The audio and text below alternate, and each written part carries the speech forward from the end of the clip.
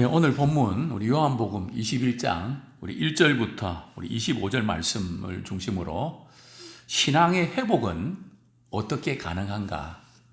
신앙의 회복은 어떻게 가능한가 하는 제목으로 우리 함께 은혜를 나누길 원합니다. 신앙이 한번 무너지면 참 좀처럼 회복하기가 어렵습니다. 그런데 많은 분들이 신앙이 침체되니까 자꾸 스스로 그걸 해결해 보려고 합니다. 내가 이 마음으로는 교회 갈 수도 없고 기도할 수도 없고 뭐 어떤 일도 할 수 없습니다. 목사님 좀 이해해 주시고 기다려 주십시오. 물론 그 부분이 충분히 이해가 되는데요. 신앙의 회복은 스스로 회복이 되는 것이 아닙니다. 혼자 있으면 한없이 깔아앉게 되고 무너지게 되어 있습니다. 그래서 심지어 어떤 분은 죽음의 문턱에서 가까스로 회복하는 분들이 있는가 하면 또 어떤 분들은 회복도 하지 못한 채 돌아가시는 분도 종종 만납니다. 한번 꺾이고 나서 말이죠. 죽음까지 그대로 가버리는 그런 안타까운 모습들을 우리가 보게 되는데요. 이 신앙의 회복이 왜 이렇게 더디고 어려울까요? 우리는 이 제자들을 통해서 참 신앙 회복이 참 어렵다 하는 것을 또 우리 자신도 더디다 하는 것을 우리 깨닫게 됩니다. 지금 제자들은 예수님의 십자가 사건 때문에 엄청난 충격을 받게 됩니다. 그때 완전히 꺾여버립니다. 그냥 멘붕 상태에 빠지게 되는 거죠. 무엇을 해야 될지, 어떻게 살아야 될지 막막한, 마치 이런 기분 아닐까요? 축구공을 몰고 골을 향해서 열심히 달렸는데 마침 골을 향해서 공을 차려고 하는데 골대가 없어진 겁니다. 열심히 돈 번다고 애를 쓰고 정말 잘해보려고 애를 썼는데 막상 병에 걸리고 문제가 생기고 보니까 그게 아무것도 아니라는 거죠. 지금 제자들이 그런 기분이고 또 우리가 신앙이 침체되면 또 그런 멘붕 상태에 빠지곤 합니다. 지금 제자들은 부활하신 주님을 만났습니다. 지금 몇 번째 만나는 사건일까요? 오늘 본문 14절에 보면 세 번째로 만난 사건이다 이렇게 언급하고 있는데 사실은 네 번째입니다. 왜 그런가 하면 부활하신 주님이 제일 먼저 누구에게 나타나셨습니까? 막달라 마리아에게 나타났습니다. 그리고 두 번째는요, 제자들에게, 물론 도마를 뺀 제자들에게 예수님 나타나셨죠. 그 다음은요, 도마와 함께 있는 그 제자들이 나타나셨죠. 그럼 몇 번째입니까 벌써? 세 번째잖아요. 오늘 7명의 제자들이 또 나타나셨잖아요. 그럼 몇 번째입니까? 네 번째죠. 그렇죠? 그런데 지금 사도 요한은 왜 세 번째라 그랬는가 하면 이제 개별적으로 만난 것은 그것을 좀 구별합니다. 제자들하고 같이 공동체 같이 모였을 때 만나는 그것을 중심으로 세고 있는 것을 보게 됩니다. 의도적인 것을 우리 엿보게 되는데요. 즉 신앙의 회복은 함께 모여 있을 때 가능합니다. 이 굉장히 중요한 부분입니다. 물론 그들이 베드로가 고기 잡으러 가자 그러니까 우리도 가겠다고 했지만 우리 믿음의 사람들은 함께 모여 있어야 됩니다. 신앙의 회복은 내 문제가 있어서 그 문제를 해결하기 위해서 고민하고 걱정하고 이러면서 시간이 지나면 어느 정도 회복이 되는데 그건 회복이 아니라 그것을 묻어두는 겁니다. 그게 묻어뒀다가 나중에 또 이것이 다능적으로 폭발하는 겁니다. 그것은 나중에 문제가 터질 수 있는 화상과도 같습니다. 그러나 신앙의 회복은 비록 문제가 많고 골치 아프고 사람하기 만나기 싫고 만사가 짜증스럽고 힘들지만 은혜 보좌 앞에 나와서 주님을 만나야 회복이 됩니다. 오늘 본문에도 지금 제자들 그대로 이렇게 두면 상실감에 빠지고 회복 안 됩니다. 회복의 열쇠는 부활하신 주님이 제자들에게 찾아오실 때 일어났던 겁니다. 우리도 마찬가지입니다. 부활하신 주님을 우리 언제 만납니까? 그것을 신학적으로는 우리 은혜의 방편이라 그럽니다. 은혜의 방편이 뭔가 하면 그냥 가만히 있으면 하나님께 은혜 주시는 게 아니고 은혜를 받을 수 있는 채널이 있다는 겁니다. 그게 뭔가 하면 기도 생활입니다. 또 다른 하나는 바로 말씀입니다. 말씀을 들을 때 회복이 된다는 거죠. 그래서 지금 이 두 가지가 은혜의 방편입니다. 그래서 우리가 힘들고 어려울 때 회복될 수 있는 비결은 은혜의 보좌 앞에서 말씀 듣기 원합니다. 또 우리 주님 앞에 기도할 때에 주님께서 우리에게 은혜를 주셔서 우리 회복할 수 있는 힘을 주시는 겁니다. 그래서 우리는 누구나 늘 낙심하고 좌절할 때가 있는데요. 회복이 빠른 사람 되길 원합니다. 회복의 이 타이밍을 우리가 잘 잡는 우리가 되길 원합니다. 근데 문제는 오늘 본문에서 이제 베드로가 난 고기 잡으러 가겠다 해서 배를 타고 고기를 잡으러 가는데 고기 잘 잡혔나요? 밤새도록 잡았는데 한 마리, 피레만 한 마리도 못 잡았습니다.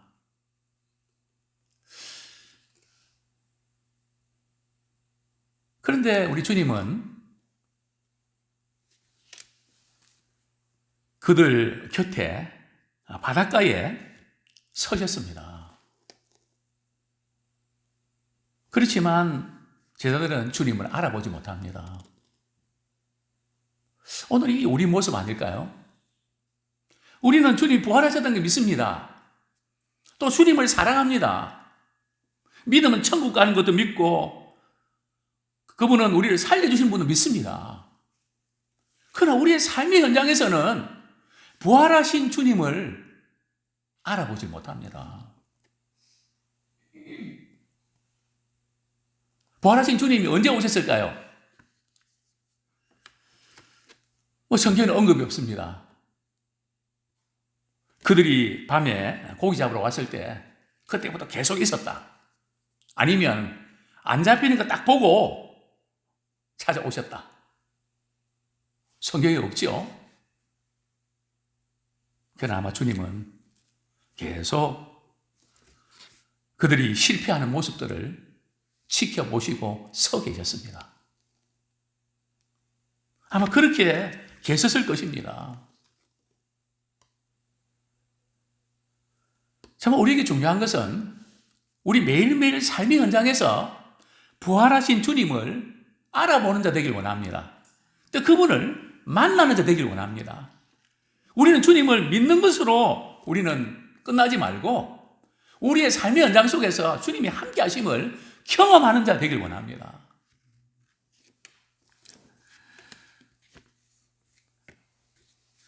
오늘 본문에서 참 신앙 회복을 위해서는 함께 모여 있는 것이 그렇게 중요하다는 말씀을 드렸습니다.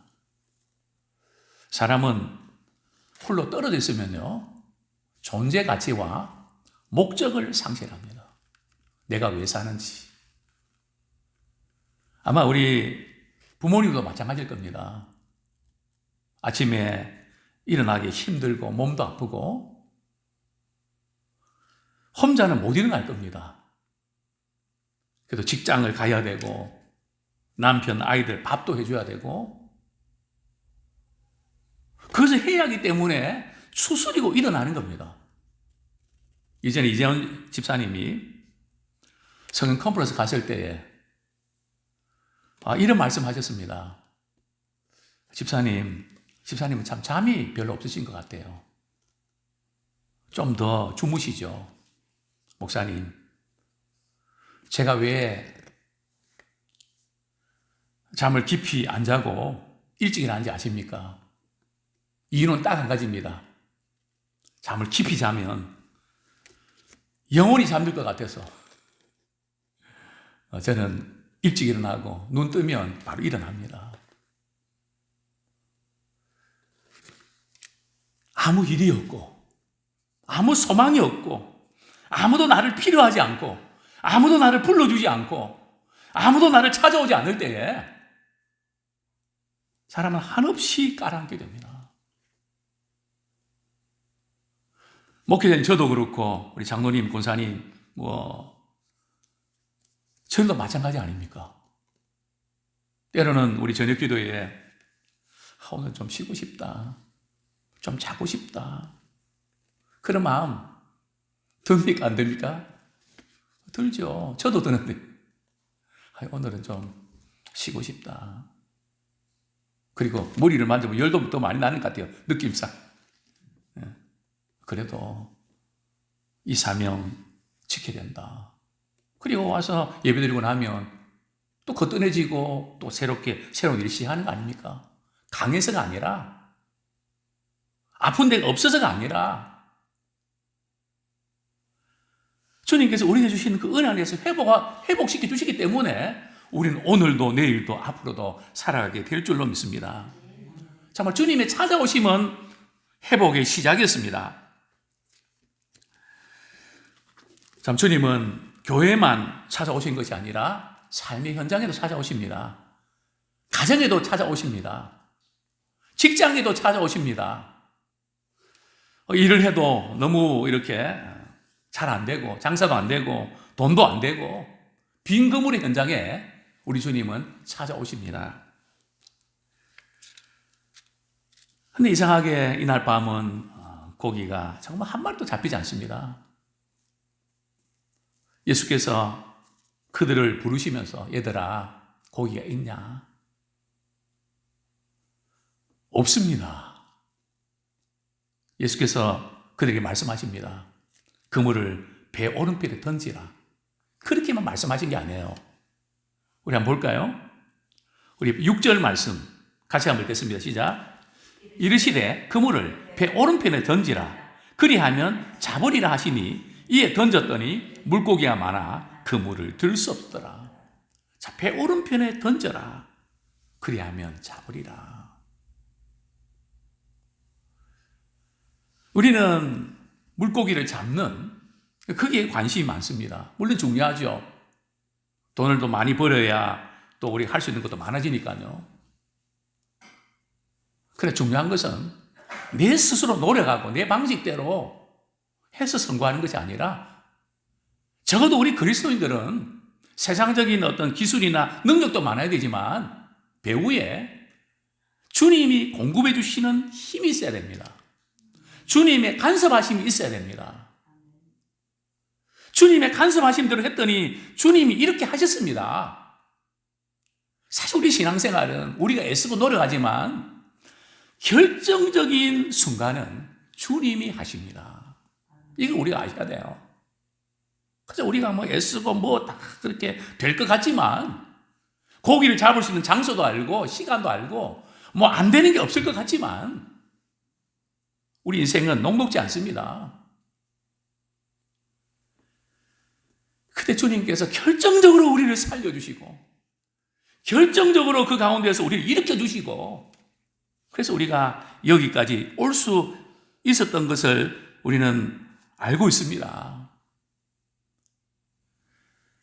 참 주님의 방식으로 이루어내는 그런 우리가 되기를 소원합니다.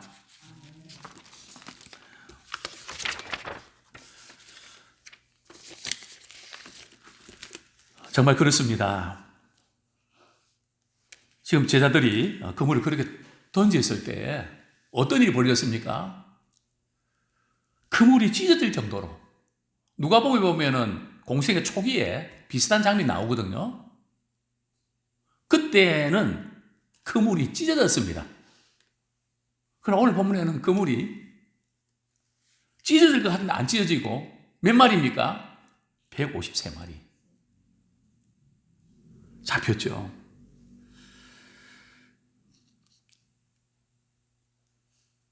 베드로가 우리 그 사도 요한이 주님이시다. 이 사도 요한은 평소에 주님을 사랑했습니다.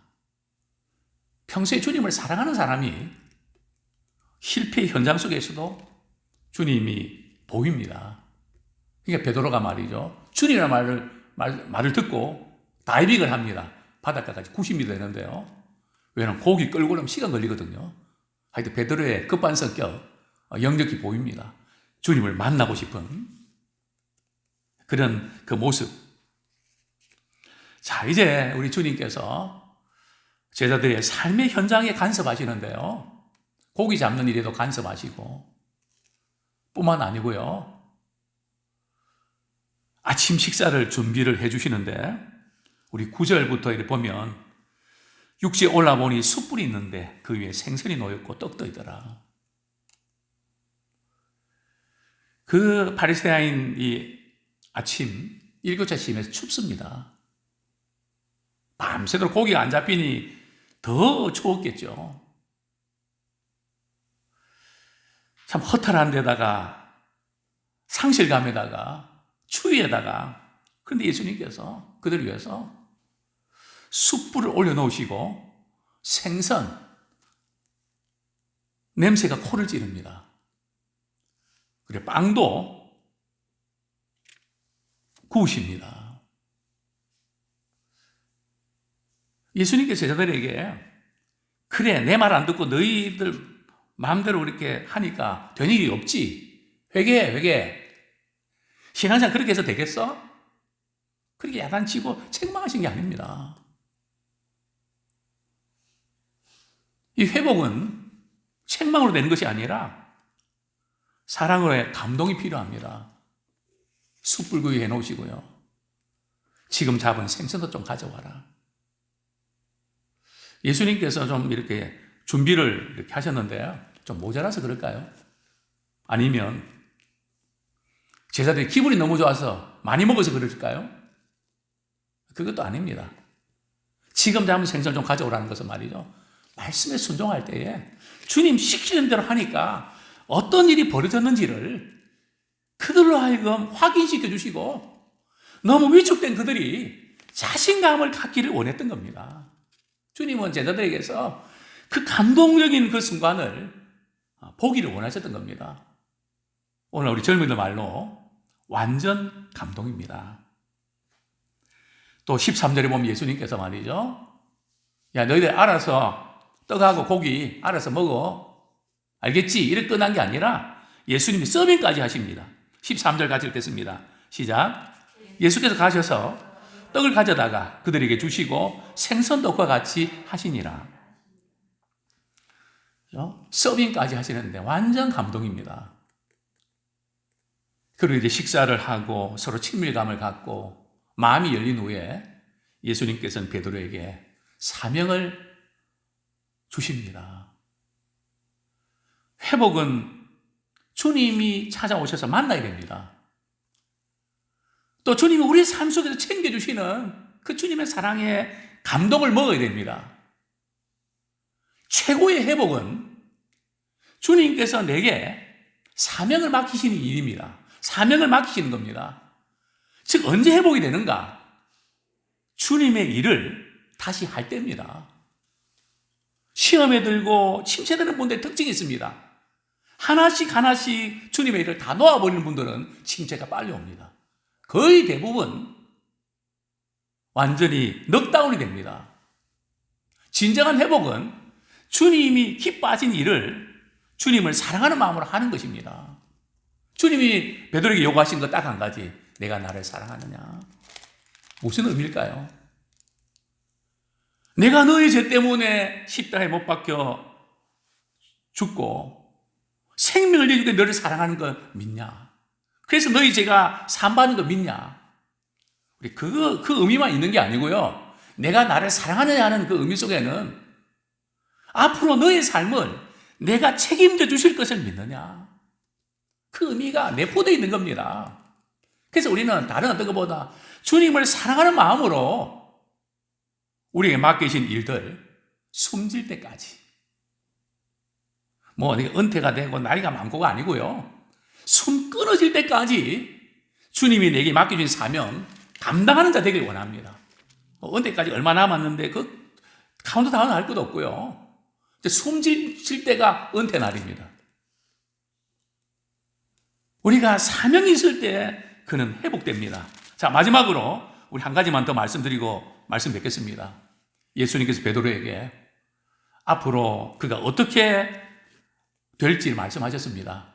젊었을 때 너가 스스로 띠뛰고 다녔지, 네 기분대로, 네 감정대로, 네 생각대로 살았지. 그러나 후에는 늙어서는 내 팔을 벌리리니 남이 내게 띠뛰고, 이게 무슨 뜻입니까? 사명을 위해서 살겠다는 거죠. 주님께 붙잡힌 바 되어서 살겠다는 겁니다. 그때 베드로가 늘 가까이 지냈던 요한에 대해서, 사도 요한에 대해서 묻습니다. 예수님, 이 사람은 어떻게 되겠습니까? 근데 예수님 뭐라고 말씀하시죠? 우리 22절 말씀 읽고 말씀 정리하겠습니다. 시작. 예수께서 이르시되 내가 올 때까지 그를 머물게 하고자 할지라도 내게 무슨 상관이냐? 너는 나를 따르라 하시더라. 이 말을 하니까 다른 제자들이 사도 요한 안 죽는가 보다. 주님 오실 때까지 살아있는가 보다. 그렇게 생각을 합니다. 그런 의미가 아닙니다. 이 말씀의 의미는 오늘 우리가 적용하면요. 우리가 사명을 감당하는데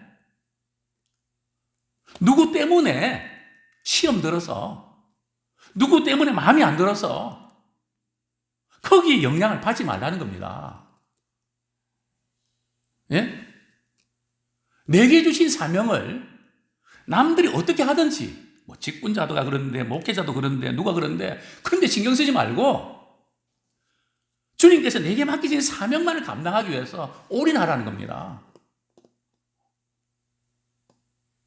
그게 바로 우리 23절에 보면 우리 중간 부분에 내가 올 때까지 그를 머물게 하고자 할지라도 내게 무슨 상관이나 하신 것이더라. 이 죽지 않겠다는 그런 말이 아니고요.